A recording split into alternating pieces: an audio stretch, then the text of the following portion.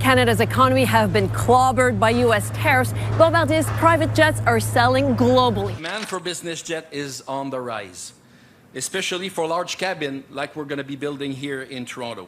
You know, the demand is going to have an impact, a direct impact on this facility. We'll be able to change the way we're producing to bring more efficiency in the way we're producing the airplane. $400 million, 126,000 square feet, 2027 completion, hundreds of jobs. Those aren't projections, those are proposals. Those are the specifications for Bombardier's new Montreal factory, currently under development for Gripen assembly. Concrete foundation getting poured, steel framework going up, equipment orders placed, workers being hired. This isn't theoretical anymore. This isn't a negotiation.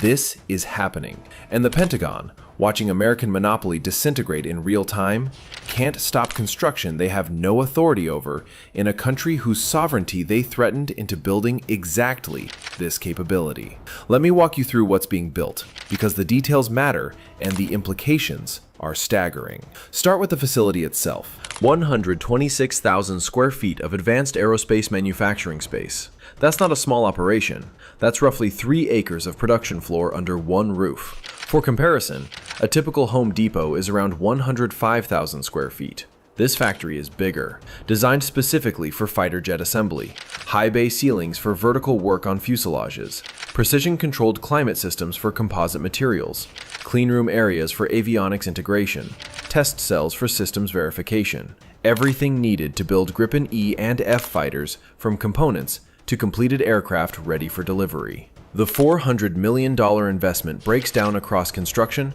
equipment, tooling, and initial operations.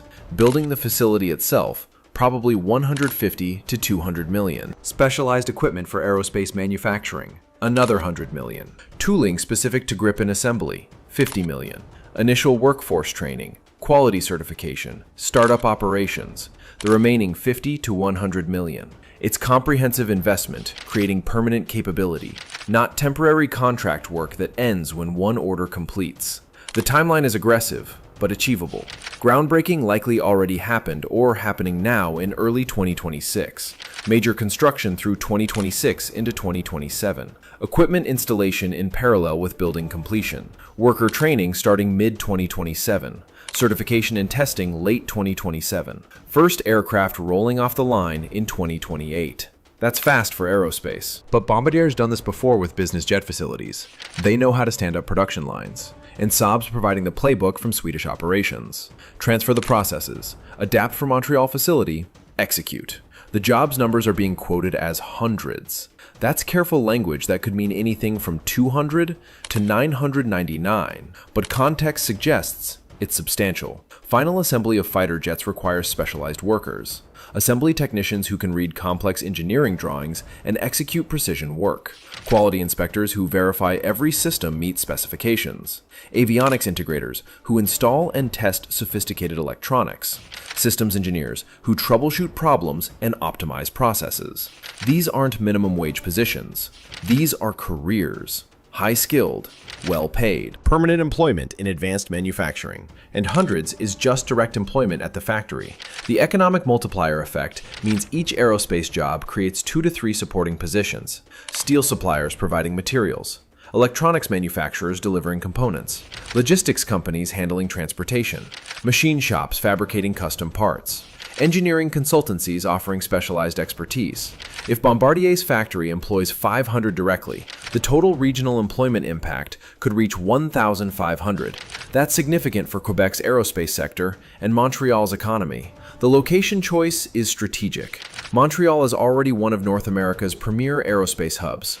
Bombardier's headquarters, Pratt & Whitney Canada, CAE Simulation Systems, Bell Textron Helicopters, hundreds of suppliers, thousands of skilled workers, established training programs through technical schools and universities. Building Gripen assembly in Montreal leverages existing ecosystem. Workers are available. Suppliers are local. Expertise is concentrated. It's not starting from zero. It's expanding established capability into new application. And critically, Rolls-Royce is already building engine production capacity in Montreal. The EJ230 engines that power Gripen E and F will be manufactured in the same city where airframes get assembled.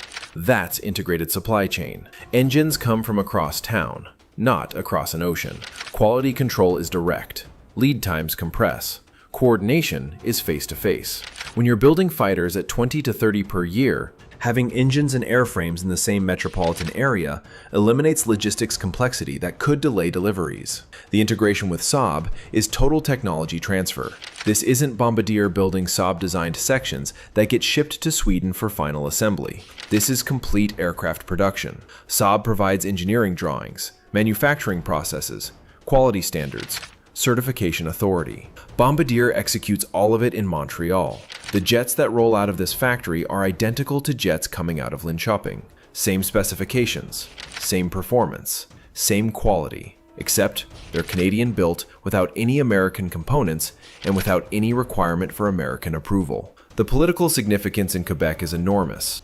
Premier François Legault has emphasized economic development and good jobs as priorities. $400 million factory creating hundreds of permanent aerospace positions delivers exactly that. It's investment that survives electoral cycles, infrastructure that persists beyond political changes, jobs that support families for decades. And critically, it's Quebec asserting capability in advanced manufacturing that doesn't depend on American goodwill or American supply chains. For a province that's always valued autonomy, building fighters independently is powerful symbolism, backed by economic reality. Federal support is likely substantial, even if not publicly detailed yet. When a Canadian company is investing $400 million in defense industrial capacity that eliminates American dependencies, creates hundreds of high-skilled jobs, and positions Canada as a NATO fighter production hub, Ottawa has every reason to help. Tax incentives, infrastructure support, workforce training programs, maybe direct grants. The details will emerge, but the federal interest in seeing this succeed is obvious. Mark Carney campaigned on sovereignty and standing up to Trump. Bombardier building Gripens in Montreal delivers both. The construction timeline also reveals strategic thinking. Breaking ground in 2026, completion in 2027, first deliveries in 2028. That puts Canadian-built Gripens arriving before F-35 Block 4 upgrades that won't be ready until mid-2030s. It puts production capability online, while F-35 program is still struggling with TR-3 delays and engine shortages. The timing isn't coincidental. It's calculated to demonstrate that European alternatives deliver faster than American promises. And here's the point of no return for Pentagon. Once construction starts, once $400 million is invested, once workers are hired and trained, once production begins, stopping it becomes nearly impossible. Washington could theoretically pressure Canada politically, but what's the mechanism? Economic sanctions would devastate cross-border trade worth hundreds of billions annually. Military pressure is unthinkable. Diplomatic complaints achieve nothing when Canada's building fighters on Canadian soil with European technology and British engines. The factory represents fait accompli. It gets built regardless of American objections. The irreversibility is strategic genius. Trump's threats motivated the decision, but by the time Washington fully grasps implications, construction is too far along to stop without catastrophic costs.